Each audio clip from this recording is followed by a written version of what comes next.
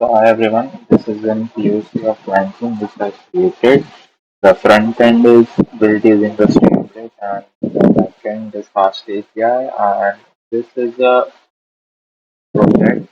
It's a real life project which solves the real life problems that the user faces. For example, assume you are in a company where you need to see various clients' PDF, and that too can be long, for example 50 to 60 pages. So an average of reading the files and creating an output will approximately take 2 to 3 or even 4 hours.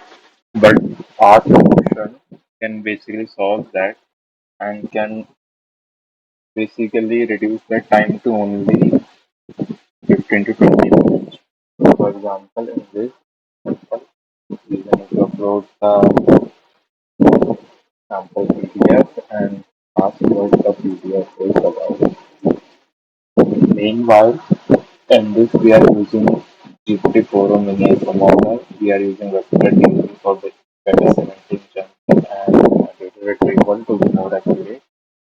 And also we are using in-memory, like since it's a POC, not a full-fledged, we can shift to the persistent DB like database or PostgreSQL.